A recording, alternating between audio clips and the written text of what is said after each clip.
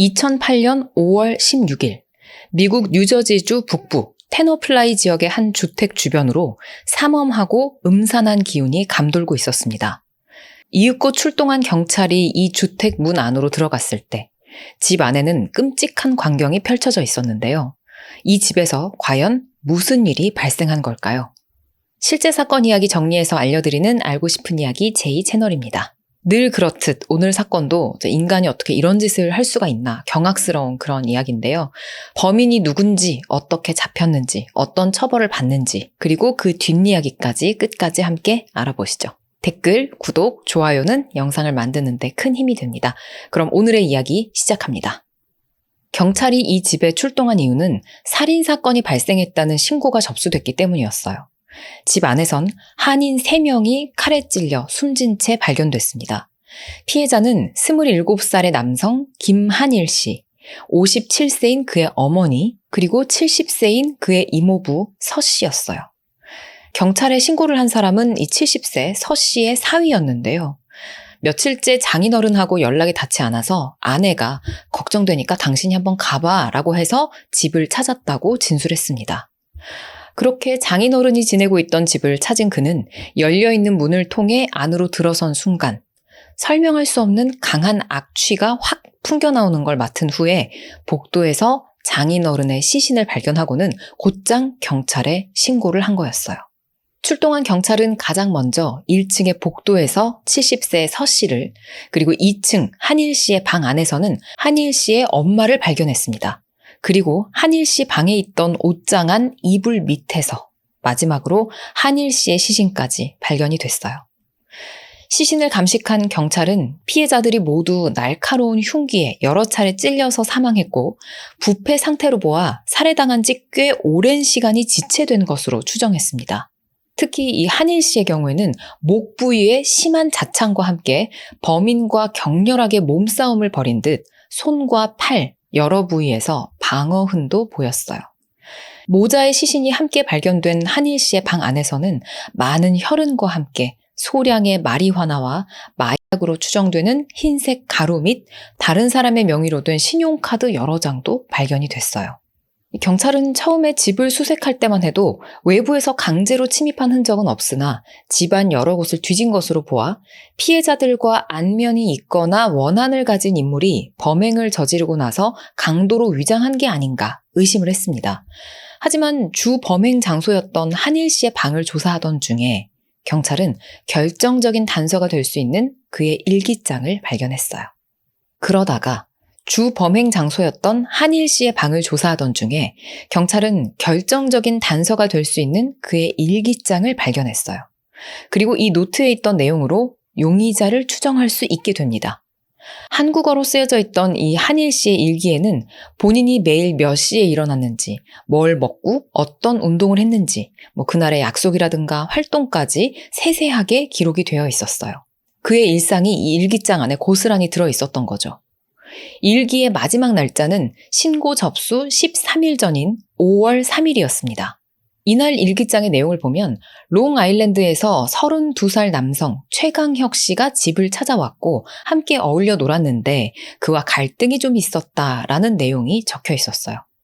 경찰은 한일 씨의 집을 마지막으로 방문했다가 사라진 이 최강혁이라는 자를 유력한 용의자로 지목하고 그의 행방을 쫓는데 수사력을 집중합니다. 살인사건이 일어났다는 사실을 알아내는 데는 거의 2주 가까이 걸렸지만 용의자를 특정하는 데에는 시간이 거의 걸리지 않았죠. 용의자 최강혁은 약 10년 전 가족들과 함께 미국으로 이민을 와서 롱아일랜드의 벨리 스트림에서 거주했어요.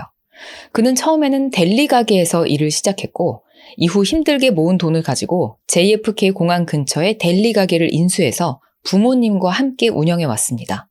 그러나 이 사건 발생 시점을 기점으로 몇 달 전 가게가 입주했던 그 건물이 인근 재개발로 인해서 매각이 되고 말았어요. 이로 인해 최 씨는 권리금을 주고 인수했던 가게에 대한 보상도 제대로 받지 못한 채로 이사 비용만 받고 떠나야 했습니다. 이후 방황하던 그는 한일 씨의 제안으로 잠시 그의 밑에서 일을 했던 것으로 알려졌어요. 그런데 이 최강혁을 알고 있던 지인들에 따르면 그는 도박에 빠져서 여러 곳의 카지노를 자주 출입해왔다고 합니다. 그는 게임을 잘 하지도 못하면서 판돈이 큰 텍사스 홀덤 포커 테이블에 앉아서 무모하게 그리고 막 미친 듯이 게임을 플레이해왔어요. 심지어 한 번에 $10,000 이상을 베팅한 적도 있었고 $4,000, $8,000 이렇게 큰 돈을 잃은 적도 많았다고 합니다. 이후 이런 식으로 쭉 많은 돈을 잃어왔고 돈 문제로 고생을 해왔던 거죠. 최 씨와 도박을 하던 사람들은 사실 그를 그냥 도박꾼으로만 알았지 살인을 저지를 만한 사람이라고는 생각을 하지 못했던 듯 했어요. 모두들 그의 체포 소식을 듣고 큰 충격을 받습니다. 살인 같은 건 전혀 저지를 것처럼 보이지 않았던 최강혁이 어쩌다 이런 끔찍한 살인까지 저지르게 된 건지 그 뒤에 숨겨진 이야기가 궁금해지는데요. 그러려면 우선 이놈을 체포부터 해야겠죠? 최강혁의 뒤를 쫓고 있었던 경찰은 그의 거주지를 파악한 뒤에 그의 가족과 친구들을 탐문했어요. 그리고 결국 그가 현재 로스앤젤레스 외곽에 있는 커머스 카지노에 있다는 사실을 알아냈습니다. 곧바로 카지노로 출동한 경찰은 오른손에 두껍게 붕대를 감은 채로 게임을 하고 있던 최강혁을 발견했어요. 경찰은 안전사고를 대비해서 조심스럽게 작전을 세우는데요.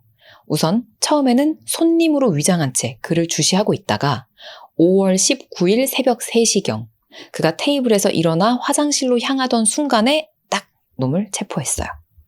당시 최강혁은 수중에 현금 $88,000와 $14,000 상당의 도박칩 그리고 숨진 한일 씨의 신용카드를 소지하고 있었습니다. 이후 체포된 최강혁의 지문과 DNA를 채취해 사건 현장에서 수거한 지문, 혈흔과 비교 분석한 결과 모두 일치하는 것으로 잠정 결과가 나왔어요. 이후 체포된 최강혁의 지문과 DNA를 채취해서 사건 현장에서 수거한 지문, 혈흔과 비교 분석한 결과 모두 일치하는 것으로 감정 결과가 나왔어요. 이후 그는 뉴저지로 송환돼 조사를 받기 시작하는데요. 이 최 씨의 진술에 따르면 그는 돈이 급하게 필요했지만 신용이 좋지 않아서 돈 구하기가 어려운 상황이었습니다. 그러던 중 2008년 1월 광고를 통해 신용이 부족한 사람의 크레딧을 편법으로 조정해준다라는 한일 씨를 알게 된 거예요. 이렇게 최강혁은 한일 씨의 고객으로 인연을 맺게 됐고 이후 한일 씨가 월 $30,000를 주겠다면서 이 최 씨에게 함께 일을 해보자는 제안도 하게 됐습니다. 하지만 약속과 달리 한일 씨가 급여를 제대로 지불하지 않았고 이후에는 전화도 받지 않고 최 씨를 막 피해 다녔어요. 결국 5월 3일 최강혁은 돈을 받기 위해 한일 씨를 찾아갔고 함께 클럽에 가서 술을 마신 뒤 또 같이 한일 씨의 집으로 향했습니다. 다음 날 밤 두 사람은 한일 씨의 방에서 다시 돈 얘기를 하다가 말다툼까지 벌이게 됐어요.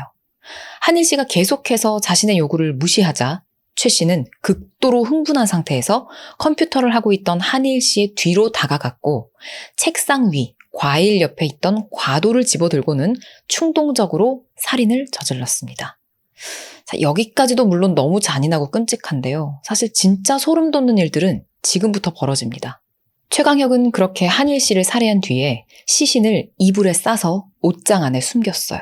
그리고 나서 또 뭔 짓을 하냐면 한일 씨의 침대 이불 안쪽으로 시트하고 담요를 이렇게 돌돌 말아 넣어서 겉에서 보면 한일 씨가 그 안에서 잠을 자고 있는 것처럼 꾸며놓습니다. 그는 그렇게 죽은 한일 씨와 그의 방에서 하룻밤을 보내면서 이 일을 어떻게 처리해야 할까 고민했어요. 다음 날인 월요일 아침, 날이 밝자 아들을 부르러 한일 씨의 어머니가 방으로 들어옵니다.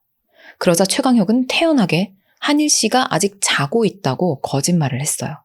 그런데 한일 씨의 어머니 눈에 순간 옷장 문 사이로 삐져나온 손이 하나 보입니다. 깜짝 놀란 한일 씨 어머니가 막 비명을 지르자 최 씨는 다른 생각을 할 겨를도 없이 이번에도 또 과도를 집어들어서 그녀를 여러 차례 찔러 살해했어요.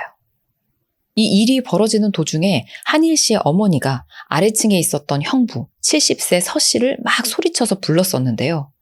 이 때문에 아래층에 있던 서 씨가 이 소란을 들었을 것으로 생각한 최 씨는 서둘러 계단을 내려갔고 복도에서 딱 마주친 서 씨마저 칼로 찔러 살해합니다.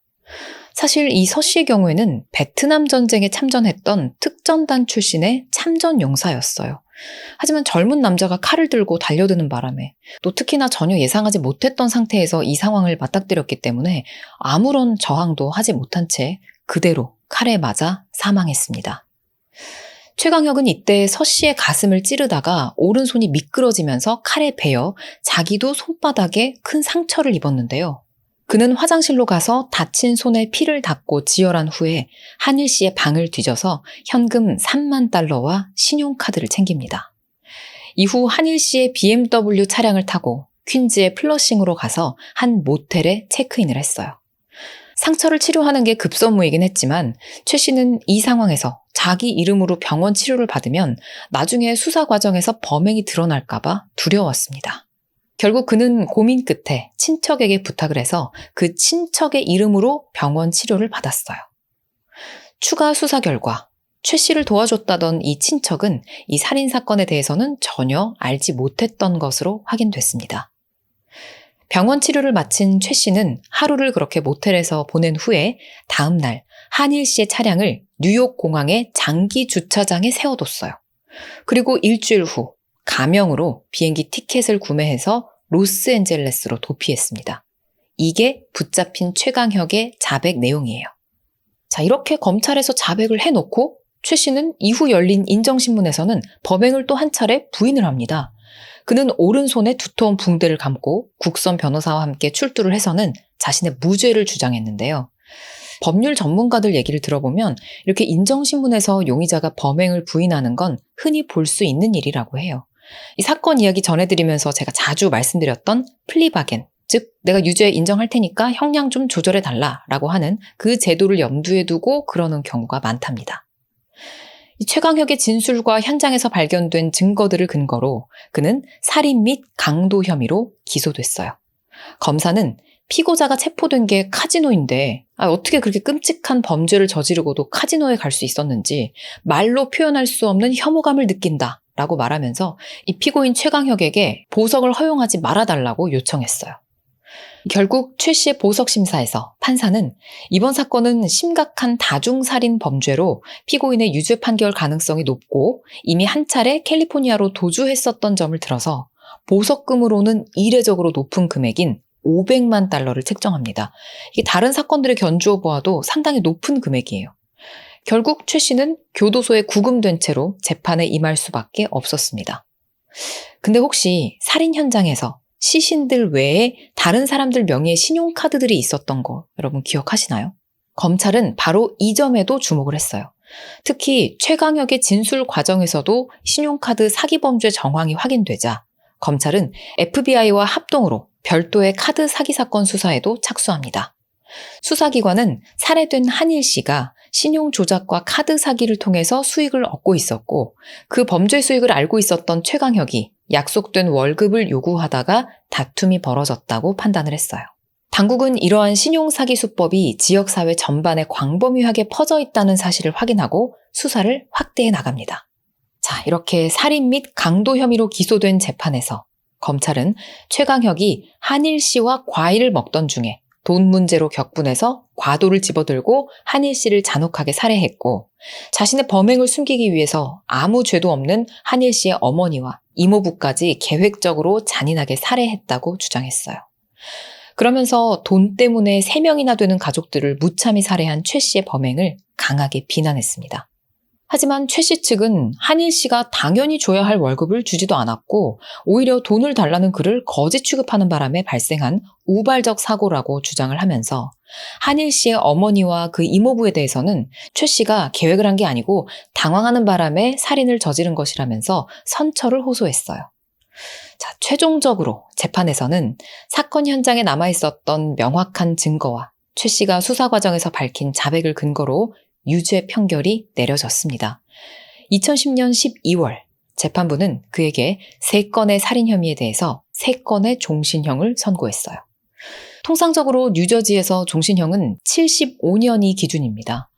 판사는 이날 판결 직후에 피고에게는 64년 후에나 가석방 기회가 주어지기 때문에 감옥에서 100세 생일을 맞지 않는 이상 웬만하면 감옥에서 생을 마감하게 될 것이다 라고 말했어요. 자, 근데 오늘 이야기는 사실 여기서 끝이 아닙니다. 이 최강혁이 저지른 살인사건의 여파가 다른 곳들까지 미치게 되는데요. 이 후속 이야기를 간단하게 해드린 다음에 오늘 이야기가 조금 짧았어서 또 다른 또 굉장히 충격적이었던 일가족 살인사건 이야기를 한 가지 더 굵고 짧게 들려드릴게요. 이 최강혁과 한일 씨는 사실 서로 그냥 미국에 산다는 점 말고는 거의 공통점이 없을 정도로 처음에는 생뚱맞은 관계로 보였었거든요. 근데 앞서 들으셨다시피 두 사람은 어찌 보면 불법적인 일을 매개로 만나게 된 거였어요. 한일 씨가 불법적인 일을 하고 있었고 최강혁 씨가 그 고객으로 온 거였죠. 그리고 최강혁도 역시 이런 일을 같이 하게 됐는데 이거랑 관련해서 대규모 수사가 이루어지게 된 거예요. 최 씨의 재판이 진행되던 2010년 9월 뉴욕 검찰은 신용카드 사기 및 신원 도용 범죄 혐의로 최 씨를 포함한 총 53명을 체포 및 기소했다고 발표합니다. 살인 혐의로 종신형을 선고받고 복역 중이던 최강혁은 2012년 7월에 사기 혐의까지 추가 기소돼서 15개월형을 선고받았어요. 다만 살해당했던 한일 씨는 사망한 상태이기 때문에 공소권이 소멸돼서 기소되지 않았습니다. 자, 이 모든 정황을 되짚어보면 도박에 빠져서 돈이 궁했던 최 씨가 우연히 한일 씨를 만나서 불법의 세계로 점점 더 깊이 빠져들었던 그런 걸로 보이는데요. 도박과 사기, 협박과 살인으로 이어지는 이 범죄의 사슬은 결국 세 사람의 목숨이 사라지는 비극적인 결말로 이어지고 말았습니다. 자, 그리고 또 다른 끔찍한 일가족 살인사건은 바로 인천 일가족 살인사건인데요. 이 사건은 1974년 12월 30일 밤 경기도 인천시에서 쌀가게를 운영하고 있던 27세 두이분이라는 여성이 자신의 가게 앞에 식당 여주인한테 자기 집에 좀 같이 가달라고 부탁을 하면서부터 시작이 됩니다.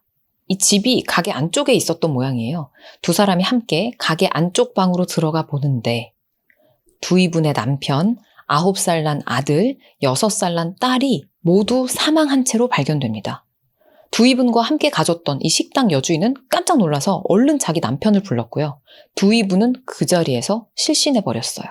사망한 두이분의 남편 목에 스카프와 넥타이가 이렇게 메어져 있었기 때문에 사실 처음에는 신변을 비관한 두이분의 남편이 아이들을 죽이고 본인도 이런 선택을 한 그런 사건인 줄 알았습니다. 당시 두이분의 남편이 지인한테 돈을 빌려줬다가 돈을 받지 못하면서 크게 상심했었고 부부간 갈등도 커지고 있었다고 해요. 그런데 사건을 검토하던 검사의 눈에 뭔가 이상한 지점들이 눈에 띕니다. 자살이라고 보기에는 석연치 않은 점들이 좀 있었던 거예요.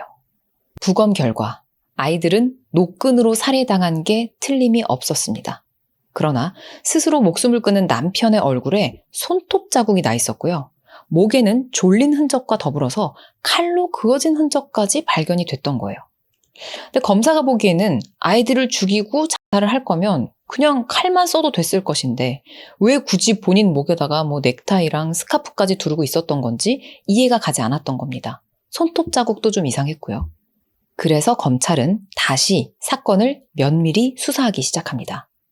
탐문 수사 중에 두이분이 어떤 남성과 자주 만나는 것을 봤다는 동네 주민의 진술이 나오게 돼요. 그리고 이때부터 사건이 급전환됩니다. 두이분이 만났다는 남성이 누구였냐? 그녀가 종교 모임에 나가면서 알게 된 오휘웅이라는 남자였어요. 결국 이 둘이 공모해서 일가족을 살해했다는 사실이 밝혀집니다. 자, 알고 보니까 어떻게 된 거였냐? 오휘웅이 한 종교 모임의 책임자였고 두이분은 이 종교 모임에 나가서 오휘웅을 보고 반한 거예요. 안 그래도 집에서는 남편이랑 불화가 있었고 이 오휘웅이란 남자는 남편이랑 다르게 너무 상냥하고 친절했던 거죠.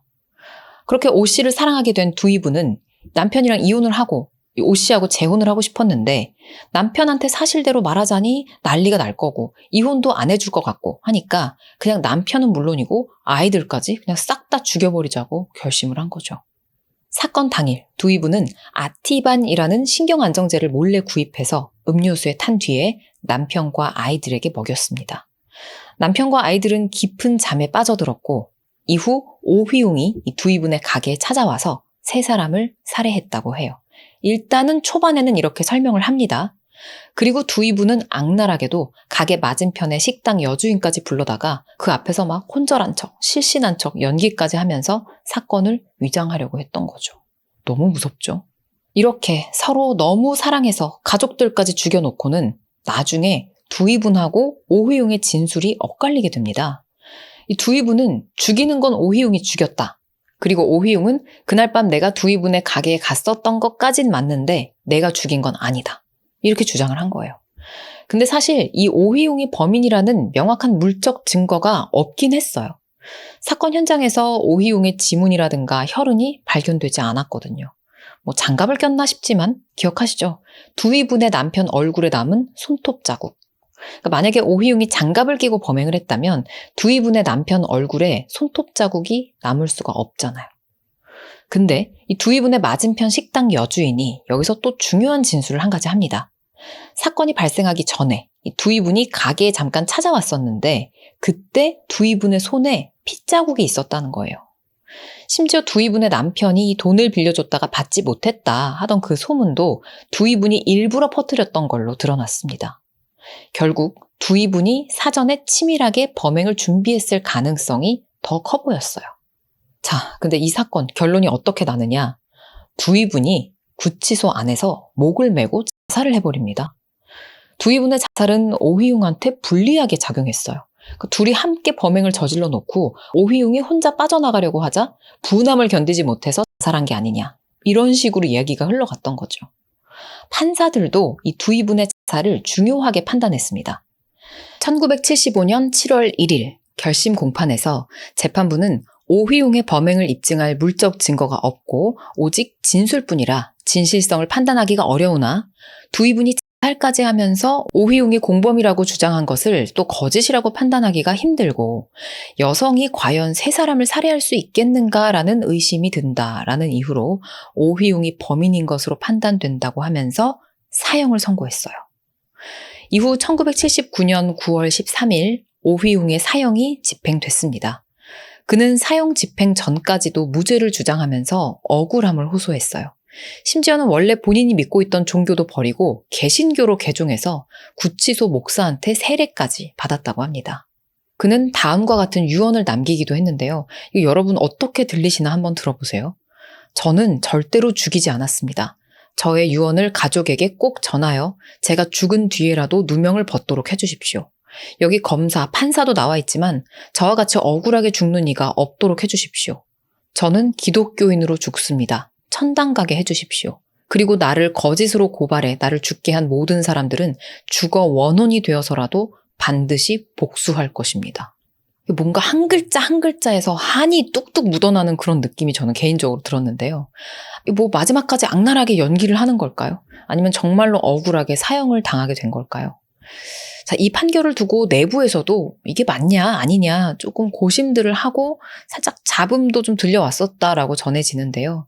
여러분이 보시기에는 누가 진범인 것 같은가요? 오늘의 두 가지 일가족 살인사건 이야기는 여기까지입니다. 이 쿠키 영상에선 사실상 제가 주인공이 아니고 고양이 보고 싶어 하시는 분들이 더 많아가지고 이상한 또 각도로 찍게 됐습니다. 앞서 전해드렸던 얘기 같은 경우에는 가족 외부의 범인이 일가족을 살해한 사건이었고 이 뒤의 이야기는 가족 내부의 범인이 있었던 그런 사건이었는데요. 사실 조금 더 짧았지만 저는 충격적이기는 뒷얘기가 더 충격적이었던 것 같아요. 이 두이분이란 여자는 매번 하는 얘기긴 한데 사이코패스 아닌가 그런 생각이 듭니다. 어떻게 이렇게 악랄할 수가 있지? 솔직히 다 잔인하긴 한데 남편 죽이고 이런 것보다 더 끔찍한 게 자식들을 어떻게 하면 죽일 수가 있지? 이 보통 악랄한 여자가 아닌 것 같아요. 그리고 또 이해가 진짜 안 됐던 게 두이분이 자살한 사건이 어떻게 억울해서 죽었다 이런 방향으로 전개가 된 건지 잘 모르겠어요. 지가 빠져나갈 방법이 더 이상 없겠다, 망했다 그냥 싶으니까 자살한 것 같은데 그러니까 이로써 두이분은 완벽한 일가족 살인사건의 범인이 된 거예요. 자기 자신까지 비롯해서 한 명도 남김없이 자기 가족을 다 죽인 거니까. 그리고 이 앞에서 들려드린 사건 같은 경우에는 사실 이제 살인사건이 피해자기 때문에 막 더 자세하게 다루진 않았는데 죽임을 당했던 그 27살 한일 씨가 불법적인 일을 하고 있었잖아요. 그래서 이제 죽임을 당하게 된 어떤 최초의 원인 제공은 한일 씨한테 있었다 뭐 이런 식으로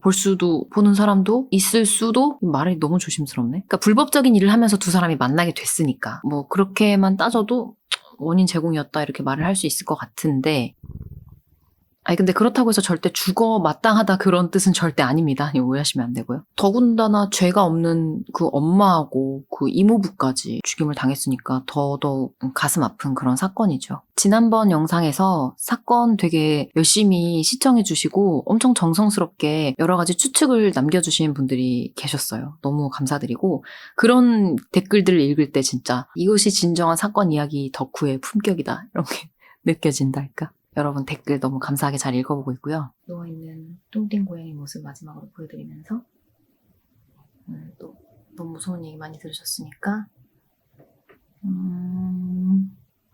귀여운 고양이로 힐링하시고 고양이 무섭다는 분들도 계시긴 했지만 그분들은 여기서 영상 꺼주시면 될 것 같고 네 그럼 여러분 다음 영상에서 만나요. 안녕 안녕 뚜루루루루루루 안녕 바이